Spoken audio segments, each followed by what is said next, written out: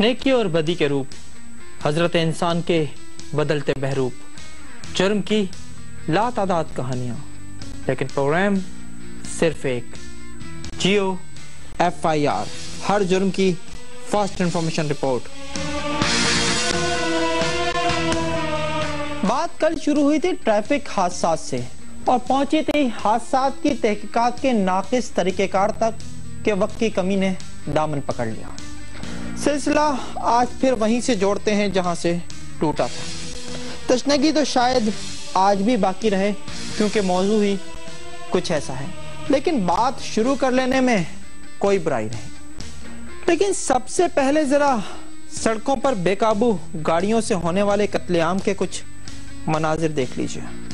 हर कत्ल खंजर और गोली से नहीं होता।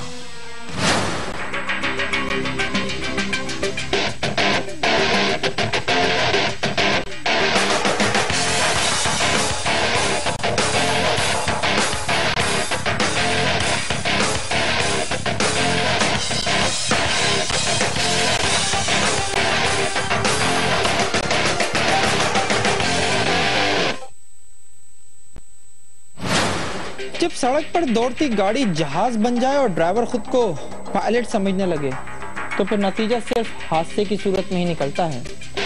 दम मारो दम का नारा लगाकर साथ में आसमान पर उड़ते ड्राइवर सिर्फ गम ही नहीं भुलाते, ये भी भूल जाते हैं कि वो जहाज नहीं 4 पहियों वाली गाड़ी चला रहे हैं, और वो भी टूटी फूटी सड़कों पर। और हमारे पायलट को ये याद रहे भी कैसे जब दिमाग साथ में आसमान पर हो तो जमीन पर गुजरने वाली क़यामत की किसे खबर होती है।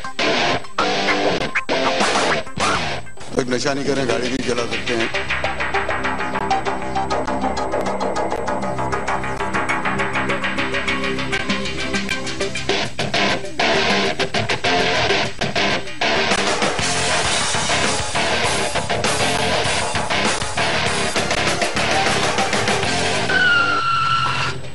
पाकिस्तान में ड्राइवरी और कंडक्टरी का पेशा मुश्किल भी है और बदनाम भी। मुश्किल यूं कि इस पेशे से वाबस्ता अफराद को अमूमन 12 और कभी कभार 15-16 घंटे काम करना पड़ता है, जबकि बदनाम इसलिए कि तकरीबन 98% ड्राइवर्स और कंडक्टर्स गैर तालीम याफ्ता और नशे के आदी हैं। अक्सर ये चरस और शराब को तरजीह देती है, जबकि अच्छी खासी तादाद हेरोइन और अफयून की लत में भी मुब्तला है।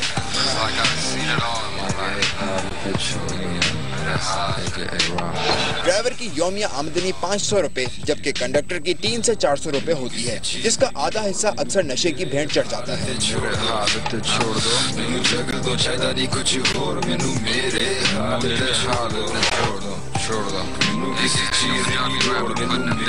पूछो तो कहते हैं ये बड़ा प्रेशर वाला काम है। गाड़ी के मालिक को लगी बदली रकम देना, अपनी दिहाड़ी निकालना, दिन भर मुसाफिरों की तड़ियां और गालियां सुनना, पुलिस और ट्रैफिक एहलकारों से मत्थाखोरी, दूसरी गाड़ियों से मुसाबकत और दीगर ढेरों मसाइल। इन सारे झमेलों का बेहतरीन इलाज ये है कि बंदा चरस का दम लगाकर या शराब के घूंट भर कर दिमाग को सुन कर ले। बाहर शोर, अंदर सन्नाटा।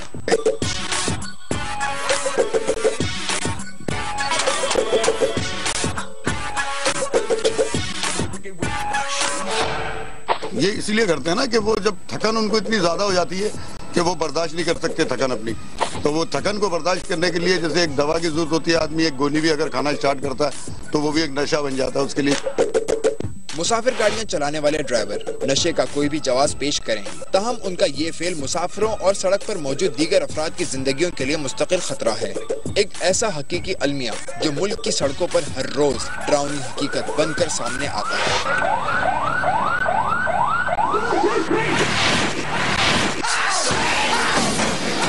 गाड़ी रोड क्रॉस करके आई थी, नशे की हालत में चला रहा था। क्या हुआ था?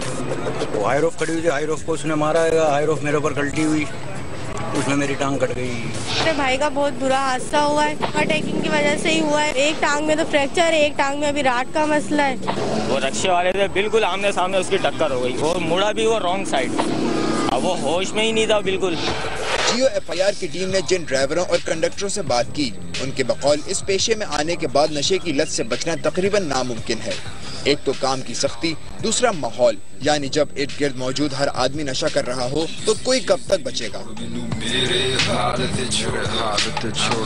अपने दोस्तों के साथ तो मेरे को नहीं पता था ये क्या है, मैंने ऐसी उससे पी जलाई और मेरे को मजा आया, फिर मैं खुद से पीने स्टार्ट हो गया। तो सुन होगा, इसको पीने के बाद पता ही नहीं चल रहा कि जहाँ दिमाग की रुका हुआ वहीं रुका हुआ है, आगे कहीं दुनिया में क्या हो रहा है क्या नहीं हो रहा कुछ पता ही नहीं चल रहा। एक और वजह नशे की आसान दस्तयाबी भी है। मंशियात माफिया ने मुल्क भर के लारी अड्डों को अपना मरकज बना रखा है। ड्राइवर कंडक्टर खुद बचना चाहें तो मंशियात फरोश चरस या शराब कभी गाड़ी तो कभी इनके घर पहुंचा देते हैं।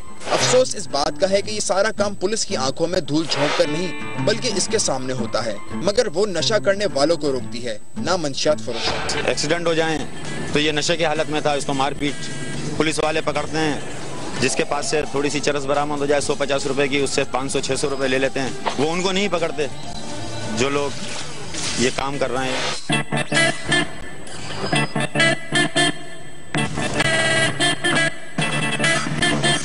ड्राइवरों को नशे से निजात दिलाने के लिए समाजी सतह पर कौन से इकदाम किए जाने चाहिए, ये एक अलग मामला है। तमाम नशे की हालत में गाड़ी चलाने के गैर कानूनी अमल को किसी सूरत बर्दाश्त नहीं किया जा सकता। GFIR के लिए कैमरा टीम के साथ सैयद नासिर अली, कराची।